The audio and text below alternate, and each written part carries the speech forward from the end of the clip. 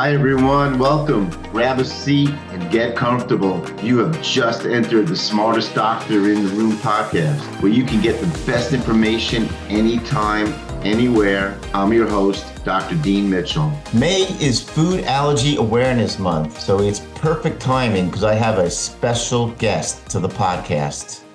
A 12-year-old young man who is a warrior in his own right, Zacky Munoz. Zacky is a teen, and like 6 million children in this country, he has been diagnosed and is battling food allergies. But Zacky is winning. Zacky is unique in that he is on a mission, as you're going to find out, to make the world a safer place for any child with food allergies through the Zacky Fast Act, which is being taken up now in the California legislature. I want to take a moment to thank the sponsors that make this podcast possible. I know you may already know from listening to my podcast that I specialize in treating patients with toxic mold exposure. It's become a serious problem for many years as we deal with the hurricanes and floods throughout the country. Even simple bathroom water leaks from a toilet in your home over time can contribute to mold buildup. I can help patients that suffer from the symptoms of toxic mold, but I also rely on the patients getting their current residence inspected so they are not continually being exposed. My go-to person for mold exposure is Joe Reese. Joe is a certified mold inspector with decades of experience. He is super thorough and gives you a straightforward assessment and tells you whether it's safe to live in your home or if there is mold. I should know. I used Joe when I moved to my new home 4 years ago. Fortunately, when I moved in, I smelled an unusual odor in my basement, and I immediately called Joe. He came over with his instruments, and he found the problem. Afterwards, I had remediation, and the problem was solved. Joe does inspections all throughout the country. He welcomes calls to his cell phone at 908-451-4592. You can also reach him by email at jprconsultants7929@gmail.com. Remember, mold in your home is not a good thing, but thankfully it's a problem that can be fixed. Dr. Bernie Siegel, one of my favorite holistic doctors, a Yale surgeon and best-selling author of Love, Medicine, and Miracles, once said, "The doctor is the tourist in the foreign land of disease. The patient is the native. He knows the territory inside and out." So take a minute to think about that. I think this is so true. And in Zacky's case, who can know more than him and his mom, Priscilla, what it's like to live with dangerous food allergies? So I am super excited to welcome Zacky and Priscilla to the podcast. Thank you so much for having us. Yes, thank you. We're excited. Yeah, I'm really excited too. I have a Zacky. He's a big Zacky. He's 35 now, and he's called Zach. But when he was young, he was my Zacky. So we definitely have a bond here already. All right, so I'm going to start out with Zacky. A little bit of what it's like to live with food allergies. If you were to meet a friend, or again, someone introduced you to another teen that had food allergies, either a single food allergy like peanut or multiple, what would you tell them is maybe the hardest part of living with a food allergy? I think the hardest part about living with food allergies is probably that there's not enough education, understanding, and awareness about food allergies and its severity in the public. Food allergies affects 33 million people in America. Wow, I didn't even know that much. Wow, okay. And 1 in 13 kids. Okay. So it's a pretty big issue. I also think that there's just not a lot of understanding about food allergies and its severity. And that's been my main goal, to help make change for those living with food allergies by spreading awareness and advocating. Yeah, that's amazing. Level. My son's best friend growing up had severe food allergies, multiple, to the peanut and the tree nuts. And I remember, it's really funny because his parents used to love when he did a sleepover at our house, because I'm a doctor and allergist, so they felt comfortable because he used to come with his fanny pack, with his epinephrine. And he was lucky. He was a very good athlete and popular in school, but I was just curious too that I think for a while until recently, probably I would think one of the most difficult things is like being different. Was that something that you would try to relate to someone like it's okay that we have this issue, but doesn't make you any less of another teenager, et cetera. Is that something that even in the beginning that you and your mom had to kind of, struggle with? Like you go into school, they have to do special precautions. I also remember this was a time before your time, because I've been practicing 33 years. One of my first patients was a little 3-year-old boy that had peanut allergy. And I felt so bad because this is back in the early 1990s. And when he went to school, like, for example, they weren't really set up for all of this. And when he used to have lunch, they were so afraid that he would have, by accident, get a peanut. He used to eat in the library by himself, which was really sad. And I know things have come a long way. So have things changed a lot? Are there a lot more accommodations in like your school? And if you, sports or whatever, that it's a little bit easier now that you don't feel so alone? I will say that we have gone a long way, but I think there's a lot more to be done. I agree. My ultimate goal is to be a part of helping to make a cure. That's, I think, would be amazing. But until then, food allergy awareness and advocacy really create a safer and more inclusive environment. I think we have definitely gone a long way from new epinephrine to legislation to just a more common understanding about food allergies. But in the long run, there's still more to be done. Yeah. You're a good politician. I would vote for you. I'm keeping your name in my file because I think we could definitely use more honest politicians.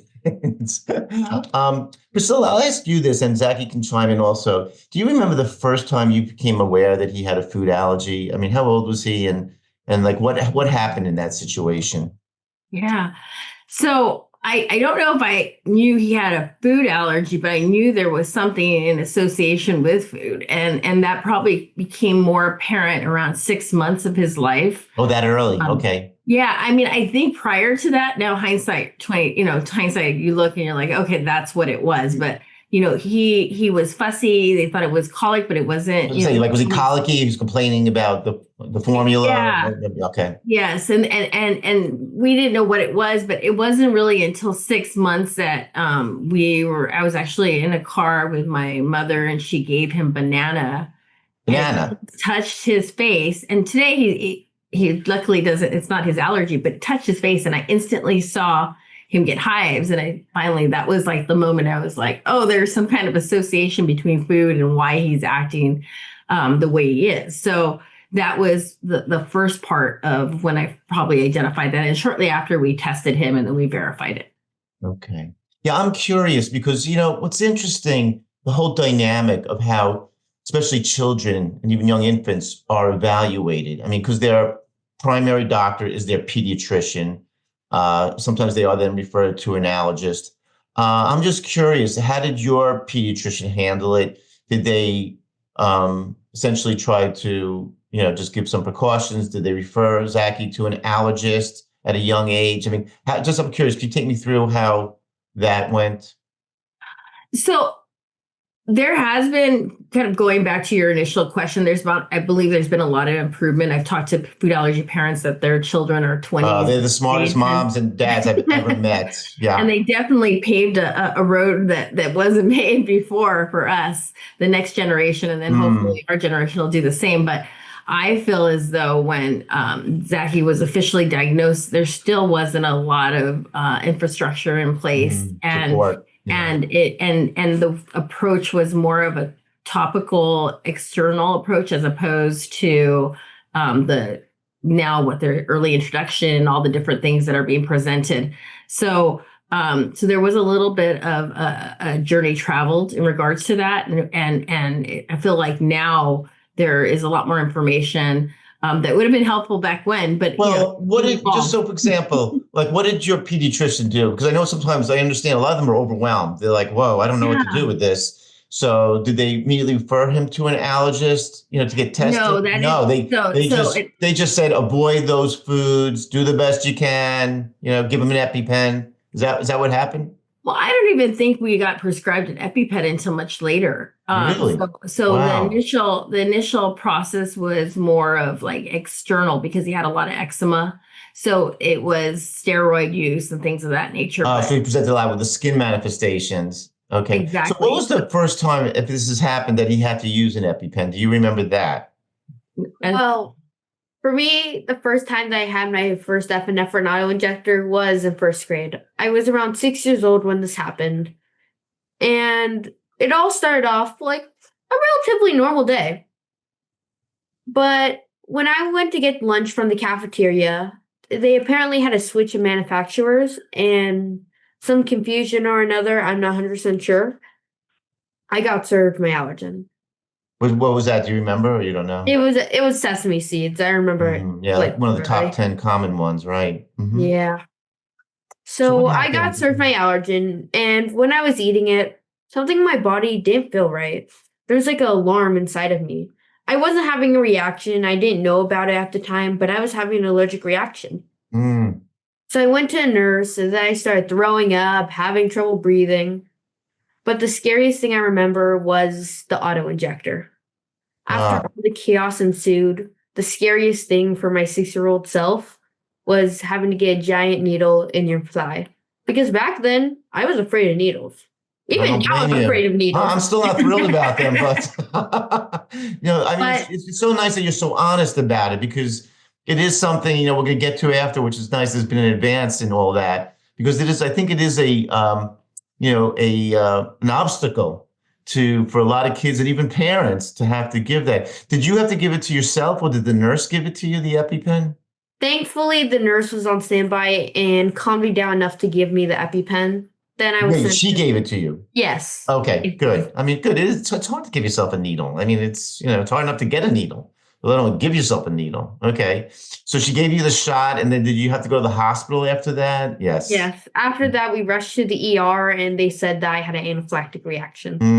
Okay. That was the day that I really understood how severe food allergies are, and that ultimately led me down a rabbit hole of change making. Yeah. Wow. Yeah. I think what you're describing is so interesting, because, again, I do hear that story over and over again. I know, because one of the things I was really taught by one of my professors was that what's fascinating about allergies is a lot of times you're never allergic to something the first time you're exposed. It's due to repeated exposure. So you can be eating a food that you thought was okay, and all of a sudden now it's not okay.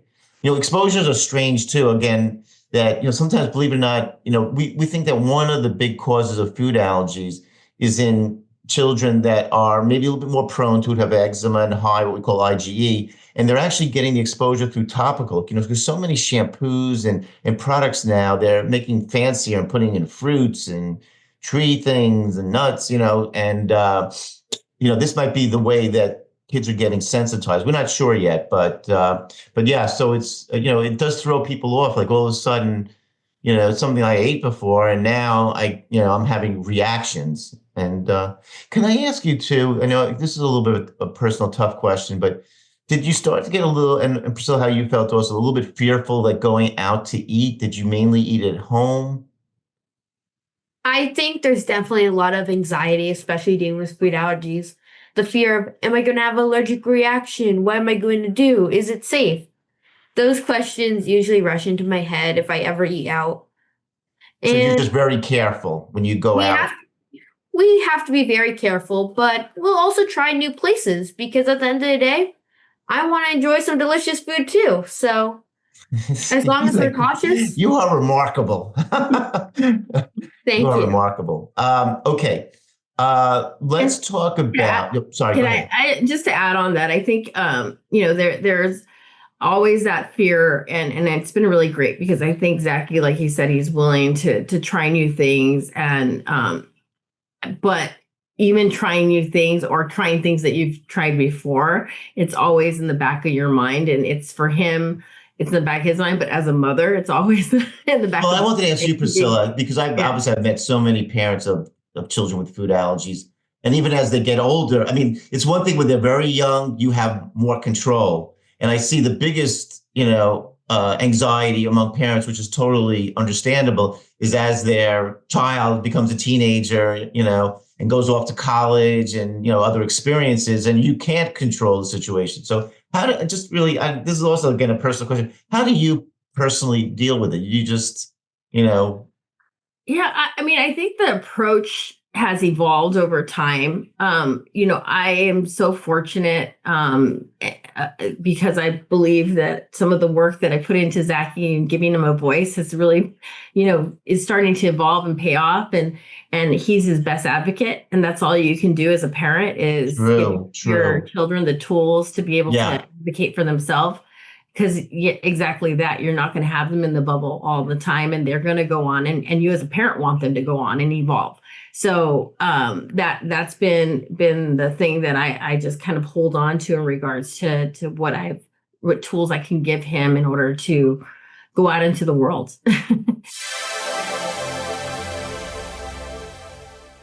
If you've been following the podcast, you may know I practice holistic functional medicine and immunology. In fact, at Mitchell Medical Group, we've been treating chronic fatigue patients for 3 decades. It's critical in this work to have a trusted pharmacy that can compound medications for our sensitive patients' needs. ITC Pharmacy has been our go-to pharmacy the entire time. They can make medications ranging from thyroid hormones to dye-free medications for all of our highly sensitive, even allergic patients. If you or your holistic doctor are looking for these very specific patient medications, you can contact ITC at 888-349-5453. They have licenses throughout the country and can have medications delivered right to your doorsteps. My patients have been so pleased with their service, and you will be too. Yeah, well, you've done an amazing job too. I mean, there's no question about it. And you bring up a really key point that why it's so important, I think, for parents to make sure the self-esteem of their child going through this stays strong. Because, later on, I mean, I can tell it's not going to be a problem for Zacky, but, all teens could get put in situations that, there's a lot of peer pressure, or you get into situations where you may not have as, much control as you would like. And you have to be very mature, as your son is clearly, and sometimes make difficult choices, So, yeah, it's really kudos to both of you. It's amazing. I want to ask you now, I'll be honest with you, because I think about this a lot. Like, if Zacky was my patient in New York, and I'd be honored to have him as my patient, I would offer him, which I'm doing to a lot of the parents and the children now, what is out there in preventive treatment. So again, you can have a better quality of life. I'm sure you're probably familiar with what's called oral immunotherapy, OIT. There's also sublingual immunotherapy. That's what I do, and I'll explain that a little bit more because I think it's very exciting, but it has a different objective than OIT, I believe. And of course, there's now the new FDA-approved Zolaire, which is pretty exciting. So I was just curious, since I'm not Zacky's doctor, has this been looked into? Have you guys considered any of these options for him? Yeah, we actually have. So we've looked into OIT slit therapy, and I completely agree. I think that there are 2 different avenues, and they kind of go hand in hand. Yeah, we'll explain that to the listeners, but yes, yeah. So what did you? And I've seen effectiveness from other parents. So it is something that we are considering, and especially now that Zolaire very exciting approved. That's really exciting because if you don't go through the OIT, then there's the option maybe for the Zolaire, and that I think is really kind of great for the teen and up population. Absolutely, exactly. Yeah, I'm going to tell you something interesting because I kept giving this a lot of thought. Again, so if Zacky was my patient, now especially at this age, what I would and he's got multiple food allergies. What I would probably offer him, again, if the parents agreed, it's a little involved on my part, but it's really not hard for Zacky or you. I would probably start him on a series of Zolaire injections to try to build up his threshold. And then I would treat him with the sublingual allergy immunotherapy, the allergy drops, which they do at home. It's different. We're going to explain to the listeners, it's different than OIT, where each, he does at home, these drops, which are much safer because it's much gentler. But the ultimate goal wouldn't be, for example, for Zacky, if he's allergic to peanut, to have peanut butter and jelly sandwiches. It would be so that if Zacky went out with friends and, by accident there was a peanut in a cookie or in a nut in a salad, he wouldn't have a dangerous reaction. It would be minimized or hopefully none at all. So that would, and ultimately we'd be able to pull him off the Zolaire and just use the drops for a while to get, because there's a lot of literature on this now, from especially Dr. Edwin Kim, who's now at North Carolina.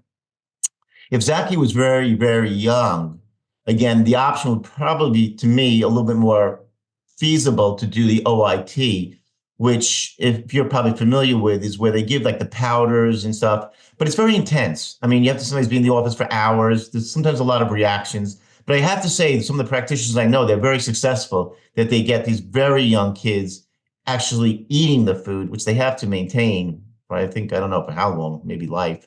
But, that's a pretty exciting option too. So I was just curious what you guys think about that. I mean, I think personally that all those things are great options that are evolving. The OIT end of it, yes, definitely a commitment. As a parent, I look at that, and that is a commitment. And it's a big commitment, huge. But the payoffs are big, and it's kind of a mutual thing. Like I said, it's a payoff as well as a commitment to do. The Zolaire is really exciting because I think it looks in the future and is one of those innovations that we are championing here. That I think it's really important. Yeah, it's really important. So I guess I'm just I'm thrilled that this is available to parents. Yeah. The same. Well, what I really like about the sublingual too, just to put a little plug in for it, is that I can also do multiple allergies, at the same time. That's kind of hard to do with the OIT. They typically will do, I understand, they'll do one allergen for 6 months or something, and then they switch to another one and another one, and so it is a very big time commitment. But, there are choices for patients now. And the other big choice, which I want to hear Zacky's opinion about, which I'm super excited about, and I am shocked that so many patients, especially even food allergy moms who are the smartest moms in the country, aren't even aware that it's out yet, is the Neffy nasal spray. So I want to ask Zacky if he's aware of it, if he has it, and what he thinks about it. I think these advances in epinephrine technology are amazing. For the first time ever, we don't have to fear of having a needle injected in case of an allergic reaction. Right. You could just take a nasal spray. It is. Honestly, for me, that's really exciting because there is a lot of fear of needles and there is a lot of hesitation, which I know can cause to some serious problems during anaphylactic reaction. So having a needleless form of epinephrine is exciting for me, and I think a lot of people suffering from food allergies. Do you have one yet? Do you have the Neffy yet? Actually, yeah, we do. It is so cool. It is so easy to use. It's so small that I think, again, because one of the biggest issues I always have with food allergy patients, probably a little bit more the adults than the children, is I'll get a call from one of them. Oh, I was in a restaurant. I had a reaction. I said, well, did you use your EpiPen? Oh, no, I left it at home. I think there's a subconscious thing about not carrying that around. With the Neffy, it's like, there's just like no excuse. It's just so small and easy. And you have a couple of them because they're not really crazy expensive, that there's just no reason not to have access to it. And I have a feeling, the same way they have like a lot of these life support things in restaurants and everything, I think in the future, a lot of places may consider even just having them on premises, which they should, because it's life-saving. It's like, one of the most dramatic things you can do to save a person's life. And I love that kind of stuff. I like being the hero, especially if we get called on a plane. Oh, Dr. Mitchell, there's a reaction here. You can do something. Okay, now we're getting to Zacky, the politician, which you're perfectly suited for. As I said, I would vote for you. You have the good looks. You have the articulate. I mean, I'm not BSing. You have this all, I could tell. So maybe you and your mom could tell us, what is the Zacky Fast Act? I had never heard of it. I'm usually up on a lot of things, but I guess maybe because I'm not in California. Please tell us about it and what you're trying to accomplish for food allergy patients. The Zacky Fast Act is a legislation that's being currently taken as a bill right now that I've been championing, AB 228, the Zacky Fast Act. What it does, it basically ensures that in schools, different types of epinephrine can be held there. For example, for almost ever, we've only had auto-injector forms and needle forms of epinephrine. But for the first time ever, like we just talked about, we have needleless forms. Right. And we want to have access to those as soon as possible at our schools. This past You're 100% right. I've talked about this before when I did do a video on Neffy, and and I did a podcast on my own about it because I thought it was so important to get the word out because it's been so slow.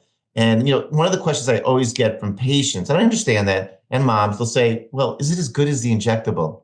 And I said, I feel confidently to say yes. Why? Medication called Narcan, which is used in overdoses. When I used to train 20, 30 years ago, it was only available as injection. So we used to give it when a patient came into the emergency room and God forbid they had overdosed or we were worried that they overdosed. And now Narcan is available as the exact same spray as Neffy everywhere. And they encourage people to have it. So God forbid someone is in a really compromised state, that almost anybody could deliver it. Before, I'm sure even too, when you stayed over friends' houses and you went and your mom gave, we sent you along with your EpiPen, I'm sure the parent had to be a little nervous. Like, let's say, suppose Zacky's, not up to it and I got to give him the shot. It puts a lot of pressure, on families and friends where this is no brainer. I guess we agree on this one.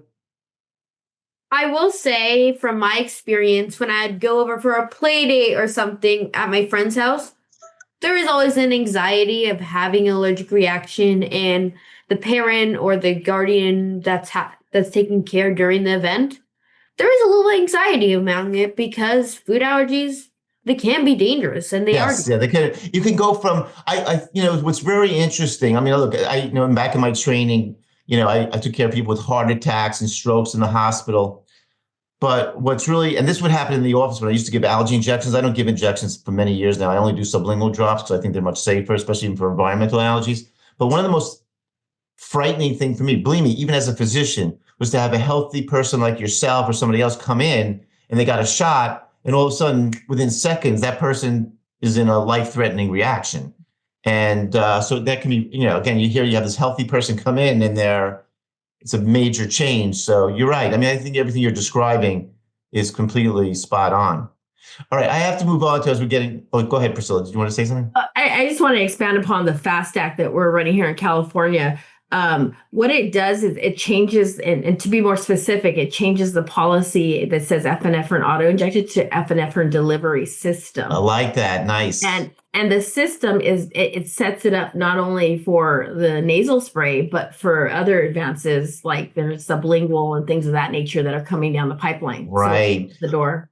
I love that you brought that up. Thank you so much. Because, I also have a quote. Actually, I'm working on a book that I'm going to use that as one of head of the chapters, is that medicine advances one funeral at a time. Mm-hmm. And what that means is that, it takes like the old guard of doctors to die off before they let the new thing come in. And it's probably the same thing, unfortunately, in law and the legislature. Things go so slow when these things could be life-saving within days and weeks. Mm-hmm. So somebody like you championed, and I'm sure you get in front of the legislature, you melt all the people's hearts, and people say, we can't, not get this passed for this young man and all the other kids like him. So I also hear, I want to move on to, I hear you're a little bit of a media sensation, that TikTok, you're dominating. And so tell me what you're doing on that. Because I remember I just got from, a message from one of the communications companies that you've done some things like where you've gone to restaurants like Chipotle or you've gone to Disneyland and you've documented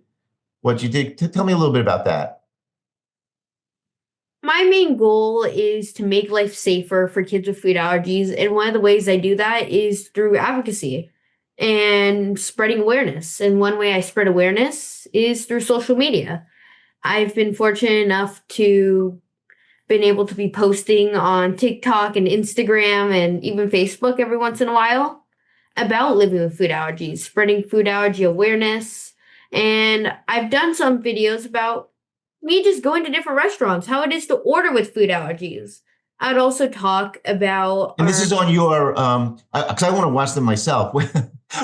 So it's under Zacky Munoz, is that? Zacky's Universe. Zacky's Universe. Okay, yes. Please, everybody listen to that and check that out because it sounds pretty interesting. Yeah. I think it's a great way to spread awareness about food allergies and communicate about the different things we've been doing. It's one of the main ways I've been able to speak about the other legislation that we've been able to do and even promote our new nonprofit, the Zacky Project. Wow. I think it's amazing too, because again, think about it. Some child somewhere in the country who's nervous, a little bit, maybe even a little depressed that they have food allergies. And they're like, I'm afraid to go to these restaurants. I'm afraid to do that. And then maybe the parents are afraid. And it becomes a vicious cycle. And they watch one of your videos. They're like, look at this. Zacky's at Disneyland. He's going here or there. It goes, why can't I be like him? And so I think that's super important. And I'm going to personally check those out myself. Awesome. All right, last question. I don't want to make you be late for school. Go ahead. It normalizes things, and I think absolutely what you're talking 100%. about is true, because we've gotten the feedback from parents and from kids, and parents, as a mom, they say, thank you, because I wouldn't think to go there, and I think it opens the door. Yeah, so. No, 100%. All right, my last question for Zacky, because I don't want to be late for school. Who's going to get luckier? Do you want to possibly be like an allergy doctor or any kind of doctor or a congressman or a ball player for the Lakers? Who's getting, who's getting Zacky for the future? Well, we'll have to wait and see. But I will say the medical industry is something I'm pretty interested in. If you know. Okay. All right. I hope Harvard Medical School hears that. We have a potential superstar in the making. Okay, I was kind of actually glad about that because I'm not really thrilled about lawyers and all that stuff. So, but you could do a lot even from the pulpit of being a doctor, leading associations, and it'll be a great story. I will say, the work that you do is also really amazing. That inspires me too, and that's one of the reasons why I want to be in the medical industry is because there's people like you helping to make change for those affected by different diseases. It is a great job. I have to say quietly, I go to my office every day, and especially honestly, even now, I always say, I've done allergy as part of my practice for 32 years, and I've helped really thousands of patients with environmental allergies. People who couldn't go to, were allergic to cats and dogs and couldn't go near their friends' homes because they were allergic, and people with pollen allergies. But I said toward the latter part of my career, I said the holy grail would be to help the food allergy kids. I said, that's a huge one. And now that I'm doing some of that work with the sublingual drops, I feel so good because I'm treating, probably over a dozen patients with that. And I think their quality of life and everything is improving. But to come back to you, Zacky, you and your mom, seriously, are incredible people. I've done almost 200 podcast interviews. And this has to be probably one of the most exciting ones I've done. I've done like these famous PhD, MDs, but you are the star on the rise. I love that you're getting the word out. And like I said, I don't want you to be late for school, so I'm going to let you go. And I want to thank everyone who listens to this. Please support your local societies for food allergy awareness so every child can have a better life.